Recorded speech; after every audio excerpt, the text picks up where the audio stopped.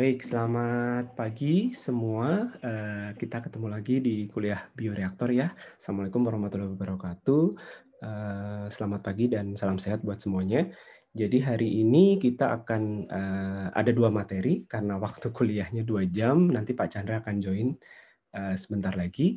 Jadi hari ini saya akan lanjutkan terkait masih pengantar terkait reaksi bioproses ya. Jadi pada dasarnya dalam mempelajari suatu reaksi, kita akan bisa melihat dari dua sudut pandang, yaitu yang pertama adalah dari sisi termodinamika, kemudian yang satu lagi adalah dari sisi nanti kita akan lihat dari sisi kinetika. Dan dari dua pendekatan ini atau dari dua sudut pandang ini kita bisa sebetulnya nanti kita bisa menyusun yang namanya suatu model matematis. Jadi model matematis ini gunanya adalah kalau terkait reaksi ya, atau nanti akan kita gunakan untuk bioreaktor, itu adalah untuk merancang kinerja dari si bioreaktor ini. Kemarin kita sudah sempat membahas terkait parameter termodinamika ya. Jadi ada yield. Yield ini kalau di kalau di reaksi kimia biasa, ini sering diistilahkan dengan konversi. Tapi kalau di bioproses, kita lebih umum menyebutnya dengan yield. Karena dengan menghitung yield ini, kita bisa memprediksi, dengan memprediksi yield ini, kita bisa melihat, oh, kalau kita menggunakan bahan baku tertentu, kemudian mikroba tertentu, kira-kira nanti kita dapat produknya sebanyak apa sih, gitu ya.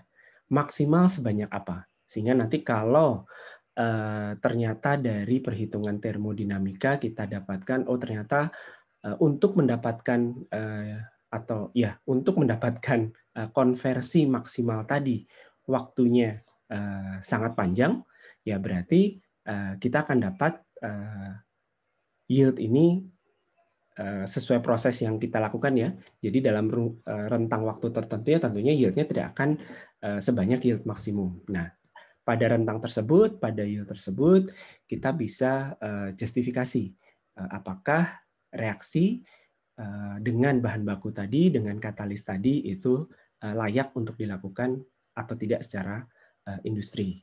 Ya. Kemudian ada yang namanya konstanta kesetimbangan.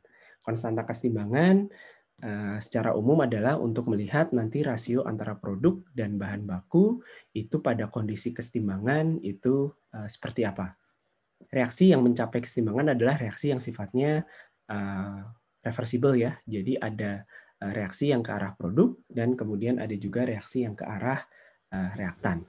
Nah, kalau reaksinya jalan terus pada waktu-waktu selama kurun waktu tertentu, kemudian dibiarkan, nah lama-lama akan mengalami kesetimbangan. Nah, di dunia bioproses di mana kita juga menggunakan katalis yang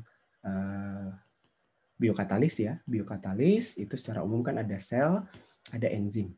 Nah, kita juga perlu mempertimbangkan kesetimbangan atau konstanta kesetimbangan atau pada saat kesetimbangan itu kondisinya seperti apa. Ya. Hanya nanti mungkin kalian perlu memperhatikan bahwa konstanta kesetimbangan ketika kita menggunakan enzim maupun sel itu dinyatakannya dibalik ya. Jadi kalau selama ini kita belajar konstanta kesetimbangan itu sebagai perbandingan ya, hasil kali antara produk per hasil kali reaktan. Nah, kalau di bioproses konstanta kesetimbangan ini perhitungannya dibalik. Tapi sebetulnya maknanya sama ya. Jadi konsentrasi reaktan per konsentrasi produk. Nah, nanti kalau enzim kita akan mengenal, kalau enzim ya, enzim itu kita akan mengenal yang namanya konstanta Michaelis-Menten. Sementara kalau sel itu konstanta afinitas substrat. Kenapa dinyatakannya dibalik? Sebetulnya lebih jauh lagi ini untuk melihat, oh kalau kita menggunakan bahan tertentu, sebenarnya maknanya juga sama ya.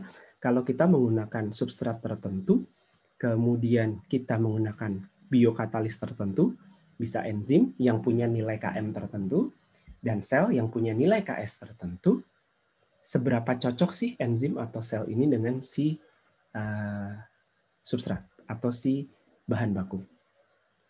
Makin cocok atau istilahnya adalah afinitasnya itu semakin tinggi, ya nanti pada kondisi kesetimbangan produk akan terbentuk makin banyak.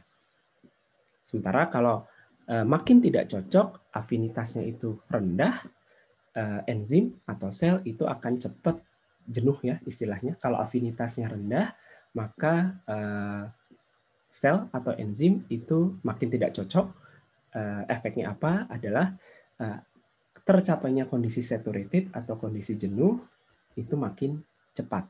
Kalau makin cepat ya berarti nanti hasil akhirnya konsentrasi produknya itu akan lebih sedikit dibandingkan kalau menggunakan enzim atau sel yang nilai konstanta kesetimbangannya atau afinitasnya lebih baik gitu ya. Nah, karena definisinya tadi dibalik ya, substrat terhadap produk. Nah, nanti kalian harus hati-hati memahami ya bahwa kalau nilai konstantanya itu besar, maka afinitasnya justru kecil. Sementara kalau nilai konstantanya itu kecil, maka afinitasnya justru besar.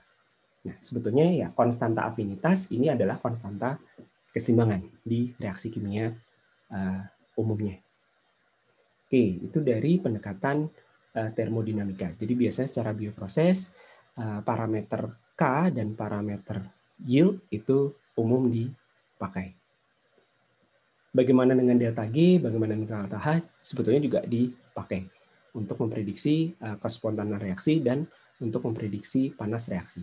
Nanti di materi-materi selanjutnya kita akan belajar, kita akan mendiskusikan bagaimana sih menentukan nilai Km untuk pasangan enzim dan substrat tertentu, atau menentukan nilai Ks untuk pasangan sel dan substrat tertentu, bagaimana pengaruh delta H, delta G terhadap yield. Oke, dari parameter termodinamika, apakah ada yang mau ditanyakan dulu? Jadi secara umum, yang namanya termodinamika kita gunakan untuk istilahnya apa ya, meramal suatu reaksi. Nanti itu di ujung kondisinya seperti apa. Apapun yang kita lakukan selama proses, selama parameter termodinamikanya itu tidak berubah ya, Anda tidak melakukan perubahan terhadap kondisi sehingga nanti parameter-parameter termonya itu tidak berubah, nanti di ujung kondisinya akan sama. Nah, Anda ingat lagi, kalau Anda menggunakan katalis, itu katalis hanya mempengaruhi kinetika. Katalis tidak mempengaruhi termodinamika. Sehingga nanti ya dengan menggunakan katalis yang Anda bisa harapkan adalah reaksinya berjalan lebih cepat. Kesetimbangannya akan lebih cepat tercapai. Tapi apa yang terjadi ketika sudah mencapai kesetimbangan, yield-nya, K-nya, delta G-nya, delta H-nya sama. Bisa dipahami ya? Atau ada yang mau ditanyakan dulu? Silahkan.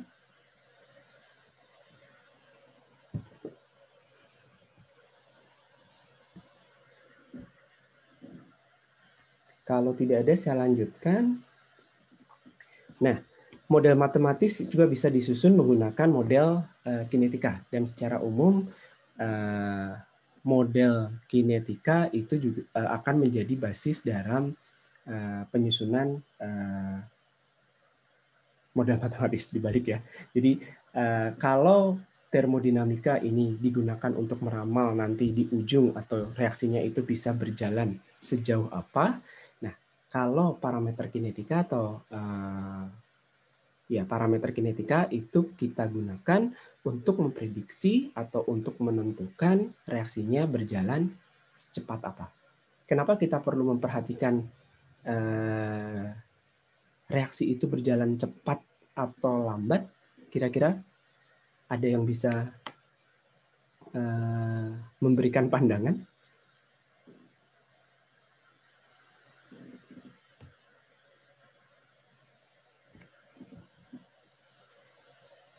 Silahkan.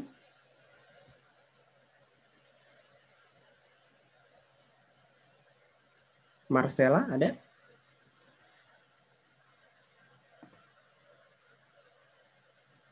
Ada, Pak. Ya. kenapa Anda perlu melihat atau Anda perlu mempertimbangkan reaksi itu tuh reaksinya berjalan seberapa cepat? Kenapa Anda tidak hanya melihat termodinamikanya saja?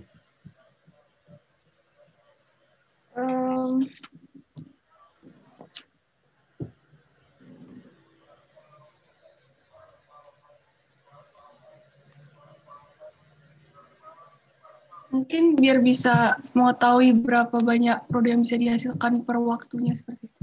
Ya, kenapa perlu mengetahui itu? Apa seberapa penting sih itu Anda perlu tahu gitu?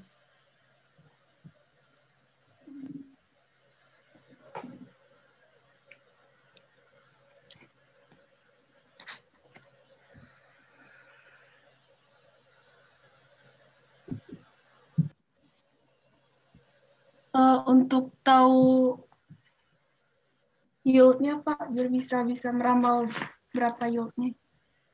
Yield itu termo.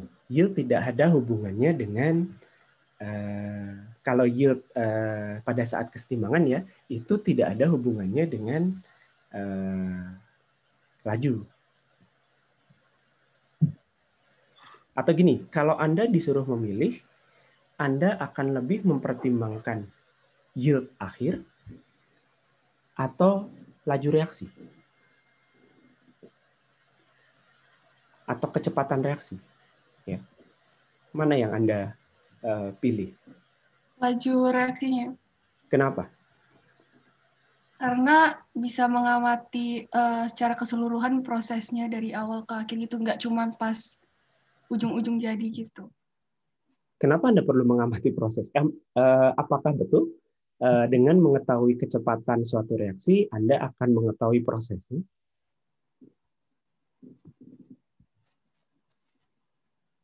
Agi, ada? Ini kalau pada tidak jawab, saya tanyain satu-satu ya.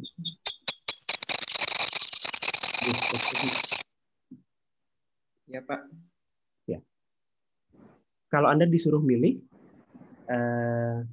atau lebih diperjelas lagi ya, kalau Anda disuruh milih suatu reaksi, ya, yang satu yield-nya besar, tapi perlu waktu bertahun-tahun, yang satu yield-nya kecil, tapi waktunya pendek. Yang kecil tapi waktunya pendek. Kenapa?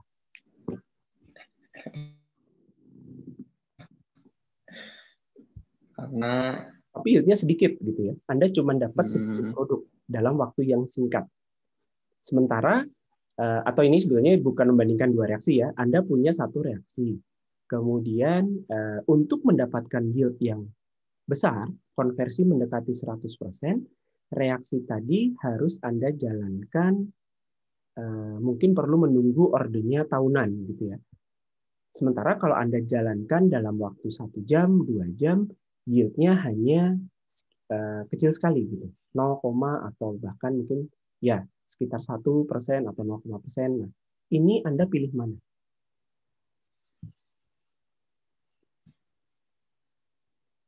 Yang kecil tapi cepat, Pak. Yang kecil tapi cepat. Kenapa? Iya. Alasannya apa? Mungkin kalau yang cepat itu biaya operasinya lebih murah. Oke, biaya operasinya lebih murah. Satu. Terus mungkin juga bisa bioreaktornya bisa dibuat lebih banyak gitu. Jadi produknya tetap lebih banyak. Oke. Ini laju ya, laju dibandingkan dengan yield yang tinggi. Oke, tadi Agi sudah menyatakan bahwa lebih memilih laju yang cepat atau ketika Anda memilih menyelenggarakan suatu reaksi, Anda lebih concern melihat waktunya dibandingkan konversi kesetimbangannya gitu ya, atau yield pada saat kesetimbangan. Satu betul ya, terkait dengan Apa tadi Gi, jawaban kamu?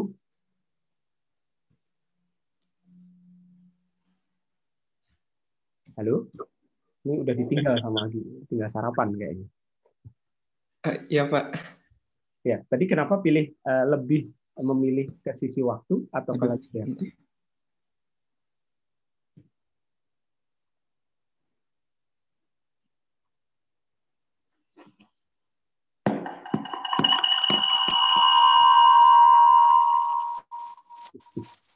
Ini mahasiswa saya nggak tahu di sisi sana ini pada ngapain ya. Ayo diulang jawabannya, ditanya diulang. Maaf Pak, tadi internetnya agak bermasalah. Ya, tadi Anda menyatakan kenapa pilih dari sisi laju atau dari sisi waktu? Soalnya biar biaya operasinya lebih murah. Biaya operasi lebih murah. Kenapa Anda bisa menyatakan kalau waktunya lebih cepat, biaya operasinya lebih murah? Uh, soalnya lebih cepat gitu kan Pak. Jadi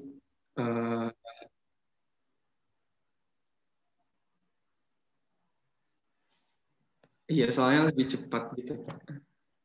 Oke, kalau cepat biaya operasi, maksudnya biaya operasi ini muncul dari mana? Dari kebutuhan energi misalnya ya, untuk menjaga temperaturnya konstan atau untuk menjaga pH-nya konstan. Kemudian dari sisi kebutuhan, kalau Anda menjalankan nanti kita akan lihat ya bentuk mode reaktor. Kalau reaktornya itu adalah reaktor kontinu, berarti kalau waktunya lama Anda harus mensuplai bahan baku secara terus-menerus. Oke, seperti itu ya. Dan sebetulnya ada faktor penting kalau misalnya Anda menggunakan reaksi yang berbasis bioproses dan menggunakan sel, ini pengendaliannya akan lebih preferable ya.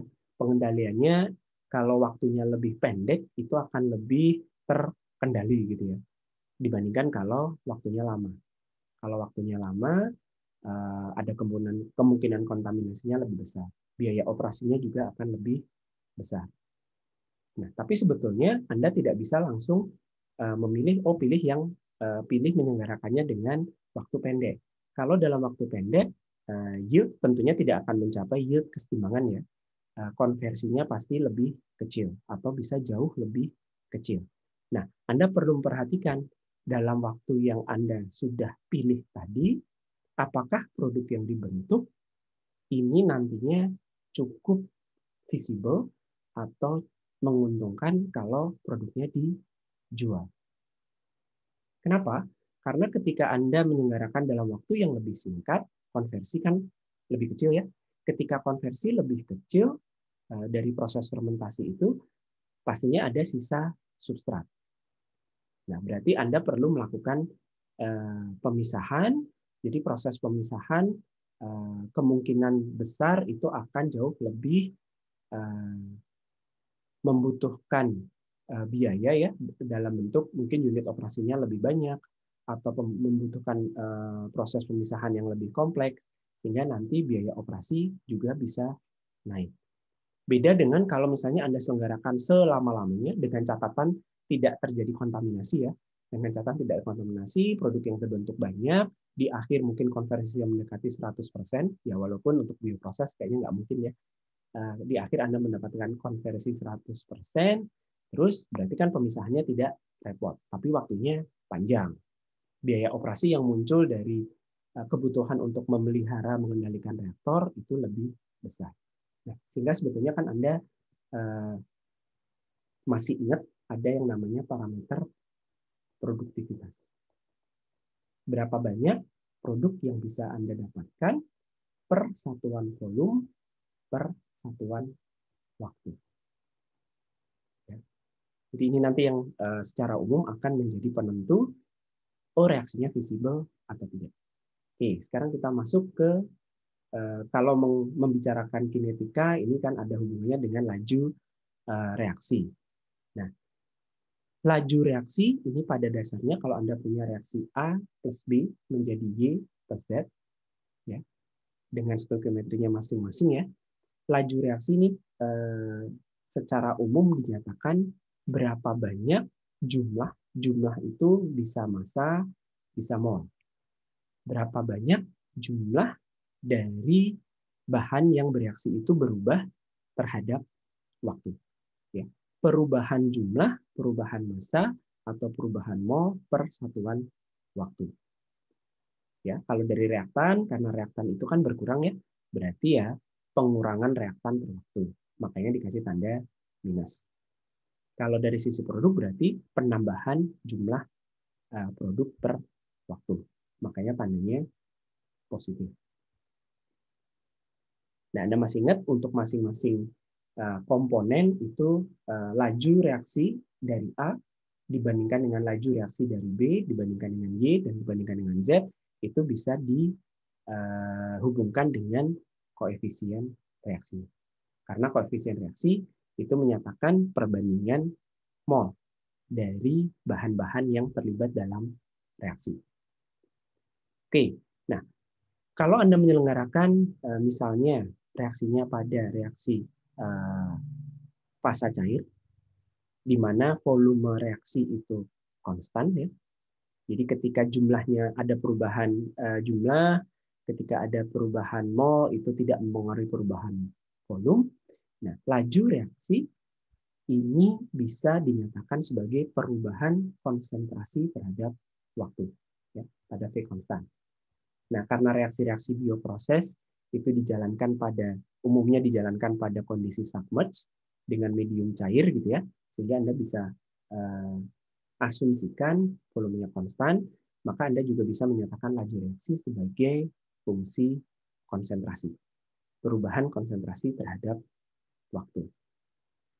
Nah, khusus untuk reaksi bioproses, di mana Anda menggunakan katalis sel yang sifatnya dia akan ikut bertambah jumlahnya, ya, karena sel ini kan bisa tumbuh ya, kalau Anda menyelenggarakan reaksi pakai katalisnya sel, maka yang nambah itu tidak hanya produk. Dalam artian produk di luar sel ya, tapi sel pun akan bertambah jumlahnya. Nah, Anda bayangkan kalau misalnya Anda menyelenggarakan reaksi pada volume kerja 1 liter, ya, kemudian Anda bandingkan dengan volume kerja 1000 liter, lalu Anda masukkan ini mediumnya ya, mediumnya cair, isinya adalah substrat yang nanti akan dikonversi sel, lalu Anda masukkan inokulumnya. Inokulumnya ini adalah katakanlah mungkin sebesar 0,1 gram per liter gitu ya, sel. Maka di dalam reaktor yang volumenya 1000 liter dibandingkan dengan di dalam reaktor yang volumenya 1 liter, pertambahan jumlah sel itu akan beda. Di 1000 liter tentunya selnya akan tumbuh dengan lebih banyak. Ketika tumbuh dengan lebih banyak, reaksinya akan berjalan lebih cepat. Makanya namanya reaksi autokatalisis ya. Reaksi dengan autokatalisis. Reaksi dengan katalis sel ini sifatnya adalah autokatalisis. Ketika selnya tambah banyak, katalisnya tambah banyak, reaksinya makin cepat. Selama substratnya masih cukup. Oke. Nah, karena pertambahan jumlah sel itu beda, kemudian pertambahan jumlah produk atau pengurangan jumlah substrat per satuan waktu itu beda untuk volume reaktor yang berbeda. Di bioproses kita menggunakan laju dalam istilah adalah laju spesifik. Jadi laju spesifik ini adalah laju yang biasa kita kenal, baik itu mol per waktu maupun konsentrasi per waktu ataupun massa per waktu ya. Kita bagi lagi dengan jumlah sel pada waktu tersebut. Ya, karena pada T yang sama, kalau Anda cemplungkan nih inokulum ya, inokulumnya Anda masukkan dalam 1 liter dengan 1000 liter, kan selnya nanti jumlahnya akan beda. Perubahannya akan beda juga. Nah, sehingga Anda perlu menyatakan laju reaksi dalam laju spesifik. Fungsinya apa? Fungsinya adalah untuk membuat agar si laju reaksi tadi itu tidak dipengaruhi lagi oleh volume reaktor. Jadi kalau Anda menggunakan sel digunakan pada reaktor 1 liter atau digunakan pada 1000 liter, dia akan memiliki laju spesifik yang sama.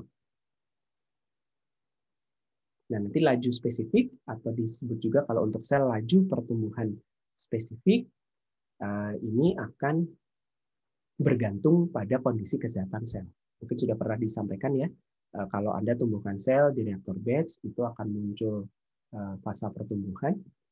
Nah, nanti di fase eksponensial di mana kondisi selnya itu sangat sehat, jumlah substratnya itu atau komposisi substratnya itu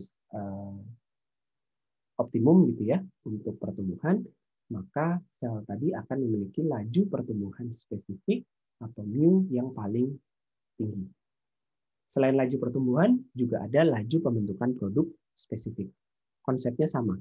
Jadi Anda bagi perubahan produk terhadap waktu, Anda bagi lagi terhadap jumlah sel pada waktu tertentu tadi. Nah, ini yang beda dengan reaksi kimia biasa. Kalau reaksi kimia secara umum laju ya perubahan konsentrasi terhadap waktu, karena katalisnya kan tidak berubah. Kalau di reaksi bioproses, jumlah katalisnya ikut berubah. Ya, jadi untuk menormalkan terhadap volume reaktor, atau lebih tepatnya ya untuk menormalkan terhadap perubahan jumlah katalisnya digunakan laju spesifik. Oke, sampai sini apakah ada pertanyaan?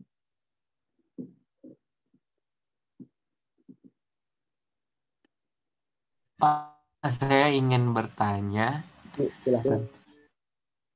Kalau yang konstan, yang itu Suaranya putus-putus, Mas. apa ya, Pak? Netnya Boleh, kurang. boleh diketik di chat, suaranya agak putus-putus di saya.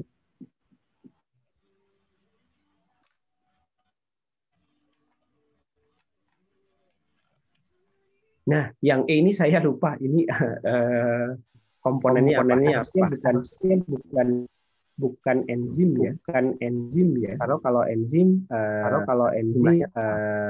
jumlahnya tetap. Ini kenapa double ya? Sebentar.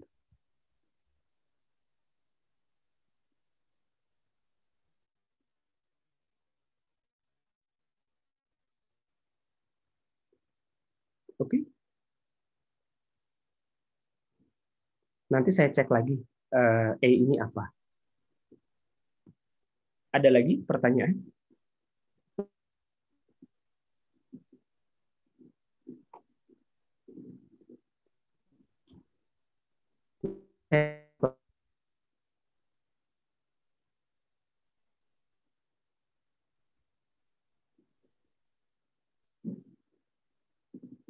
Silakan, apakah ada yang mau ditanyakan lagi?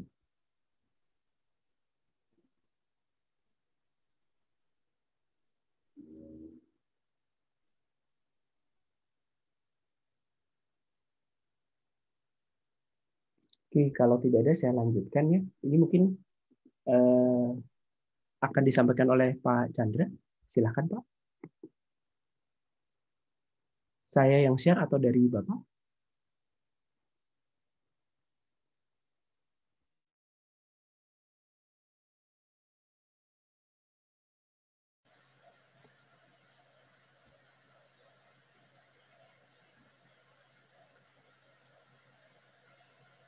Halo, Pak Chandra.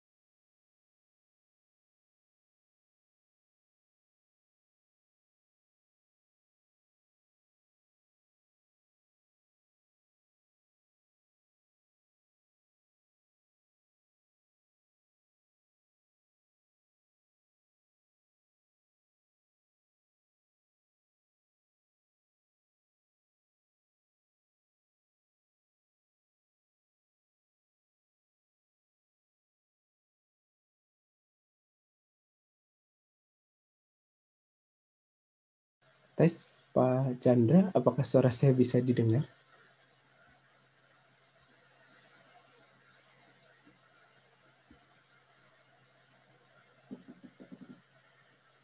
Oke, sambil menunggu Pak Chandra, saya lanjutkan saja. Ya, Pak, bagian ini apakah akan disampaikan Bapak?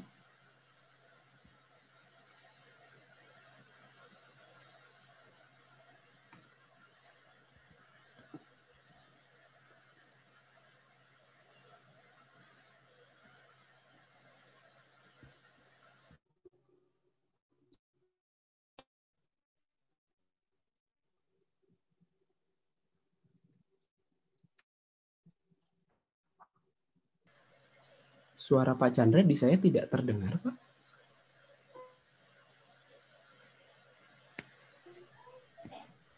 Halo, Wan? Guntur? Iya, Pak. Ya. Iya, Pak.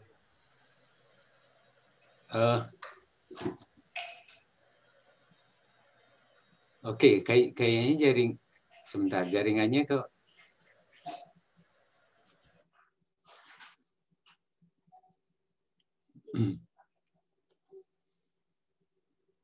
Oke, kayaknya Wawan tadi sudah masuk ke 12 ya? Iya, Pak, sampai slide 12. Oh, enggak, saya 12 maksud saya kinetik enzim gitu. Oh, oke Pak. Baik kalau gitu. Itu kan cuma 12 ini aja saya lihat yang enzim bukan lihat yang ini, selesaiin aja yang ini sih. Kan tinggal 2 aja gitu. Oke, Pak. Saya sama-sama tentang order reaksi. Baik, Pak, saya lanjutkan, Pak. Sebentar. Ya, ini nanti enzim saya masuk enzim. Oke, Pak, sebentar. Oke. Silakan selesaikan aja. 13-14 udah.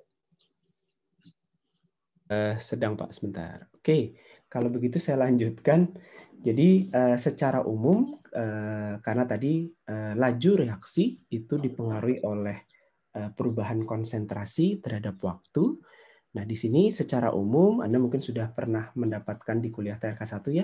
Jadi laju reaksi atau persamaan kinetika ini secara umum dinyatakan sebagai fungsi dari masing-masing konsentrasi dari pereaktan.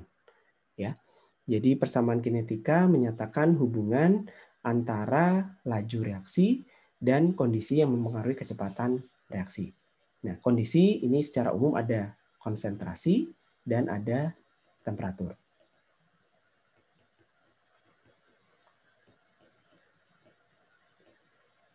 Sehingga laju reaksi itu akan meningkat kalau konsentrasi pereaktan itu naik secara umum ya. Jadi dan laju reaksi juga akan meningkat kalau temperaturnya dinaikkan.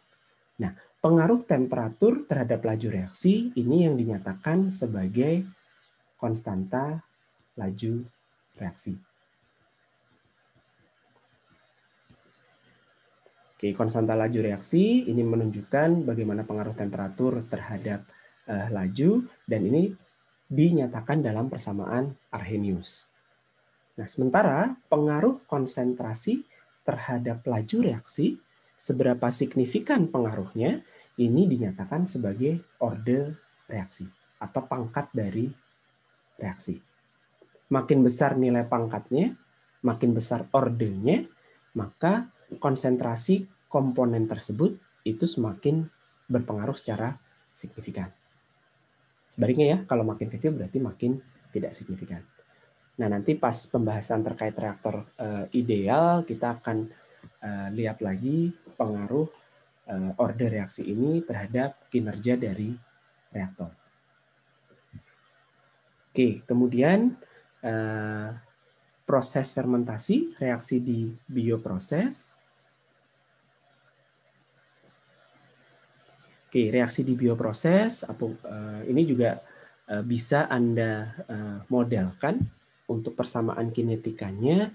Ini atau model matematisnya ini bisa menggunakan reaktor, baik itu sistemnya adalah batch maupun continue. Walaupun nanti untuk menentukan parameter-parameter kinetika, karena parameter kinetika ini kan untuk melihat perubahan terhadap waktu.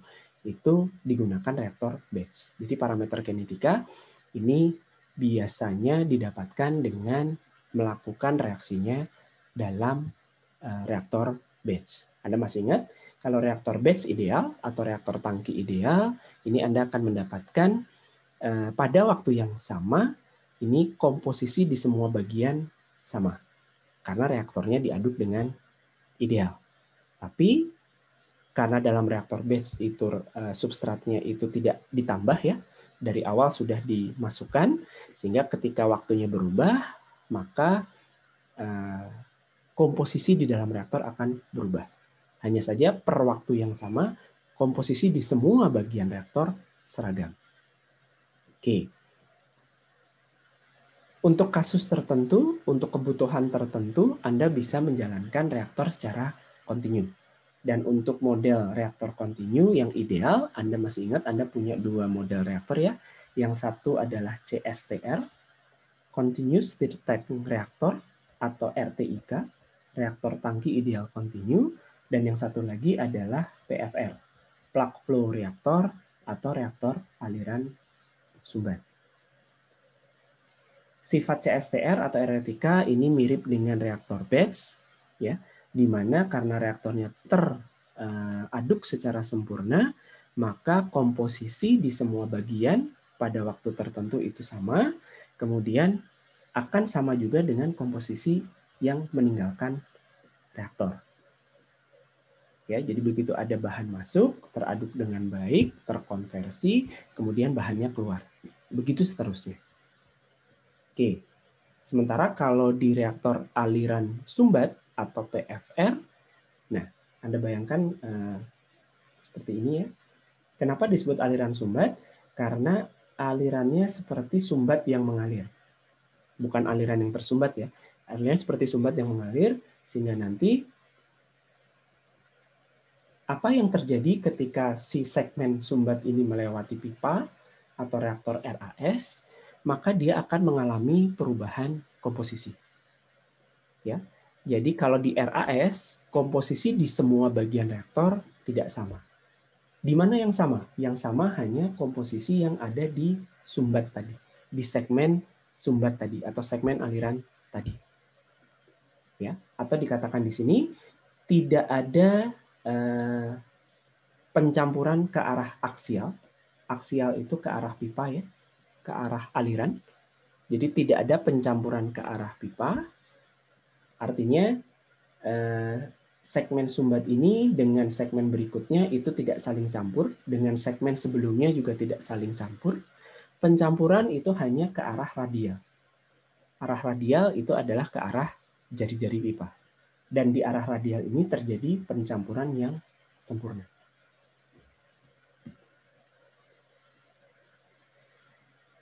Oke, jadi itu bedanya. Batch dengan continue. Continue ada dua, ada CSTR, ada PFR. Dan nanti di pertemuan berikutnya kita akan bahas bagaimana kita bisa memasukkan laju reaksi ini ke dalam neraca massa, baik itu di dalam reaktor batch, neraca massa di reaktor continue, continue-nya di CSTR maupun di reaktor PFR. Oke. Itu 3 jenis reaktor yang ideal. Nah, kalau operasionalnya, sebetulnya ini nanti akan macam-macam ya. Batch sendiri itu ada batch sederhana yang tadi sudah dijelaskan. Nah, untuk kasus-kasus tertentu, Anda bisa melakukan proses yang namanya fed batch. Fed batch itu adalah di mana kondisi keadaan atau operasi di mana bahan itu masuk ke dalam reaktor itu tidak hanya sekali di awal, tapi Anda tambahkan secara berkala. Makanya namanya fed batch. Kalau berulang ya namanya repeated fed batch. Atau produknya diambil secara berkala. Nah, kemudian nanti kita juga akan belajar kalau reaktor continue apa saja variasi operasinya. Itu juga ada beberapa dan aplikasi contoh aplikasinya ada di mana.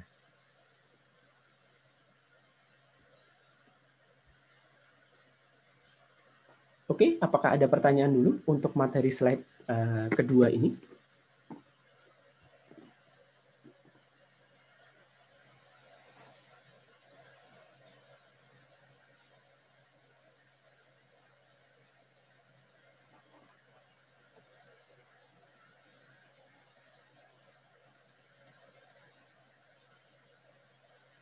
Tidak ada ya? Baik, kalau tidak ada, saya Halo Pak. persilahkan.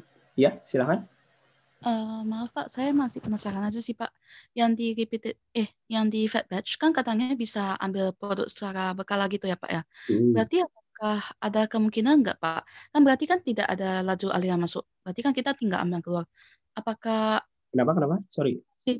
saya masih belum gitu ngerti Pak, Ya. kayak mengapa harus diambil produknya secara berkala? Apakah kita expect beberapa produk dengan variasi berbeda-beda? Atau apakah nanti ada pengaruh ke nanti konsentrasinya gitu? Contoh aplikasinya aja sih Pak. Soalnya kalau misalnya fat batch kan kita masukin produk, oke, masukin data masih kebayang. Tapi kalau keluarin hasilnya secara berkala itu yang kayak gitu kebayang aplikasinya itu kayak gimana gitu. Oke, sebetulnya reaktor batch yang dioperasikan secara fat batch ini umumnya dipilih kalau ada kondisi, misalnya ada yang namanya inhibisi ya. Inhibisi itu kondisi di mana membuat sel atau biokatalis yang Anda gunakan di dalam itu mengalami gangguan sehingga nanti kalau sel ya pertumbuhannya menjadi tidak baik, kemampuannya membentuk produk menjadi tidak baik, dan lain sebagainya. Nah, ini bisa disebabkan oleh substrat. Kalau substratnya terlalu banyak, ya, sel bisa terinhibisi atau bisa juga disebabkan oleh produk. Jadi kalau konsentrasi produknya sudah semakin banyak, maka selnya akan terinhibisi. Nah, kalau Anda mengalami atau reaksi ini mengalami kondisi inhibisi, baik oleh substrat maupun produk, Anda perlu mengoperasikannya secara fat batch. Kalau inhibisinya substrat, ya berarti substratnya diberikan secara bertahap. Kalau inhibisinya adalah produk, ya berarti produknya harus diambil secara berkala. Nah, kalau produk diambil, baik produk diambil berkala maupun substrat ditambah secara berkala, tentunya nanti akan ada perubahan volume kan ya. Karena bahan atau jumlah ya volume dari bahan yang ada di dalam reaktor pasti akan berkurang atau bertambah. Kalau ditambah terus tanpa ada yang diambil atau diambil terus tanpa ada yang ditambah pasti akan berkurang. Nah, nanti akan pengaruhi laju reaksi. Nah, kalau ternyata kondisinya itu cukup signifikan mempengaruhi laju reaksi, katakanlah tadi yang ditanya Desi ya, kalau produknya itu diambil terus-terusan, kan lama-lama volumenya turun ya. Nah, kalau ternyata ini cukup signifikan, misalnya laju reaksinya terus jadi melambat, ya reaksinya dihentikan.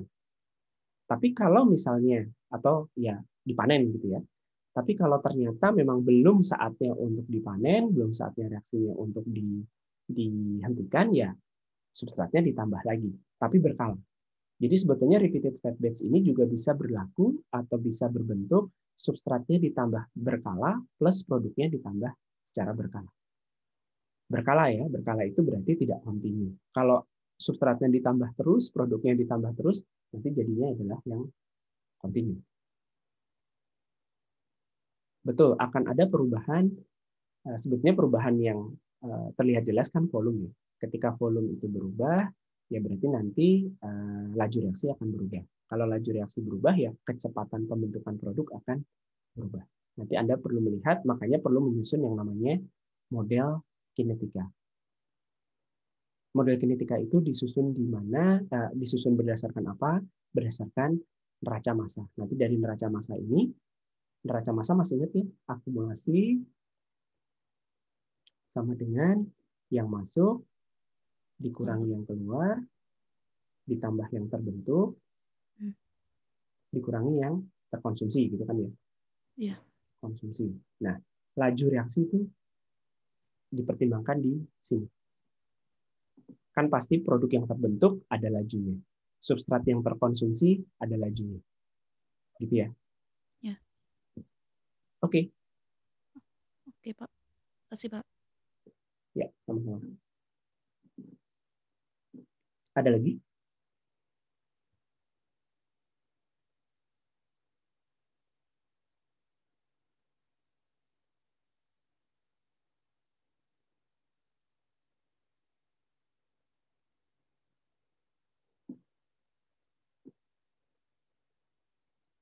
Baik, kalau tidak ada, sebentar. Kalau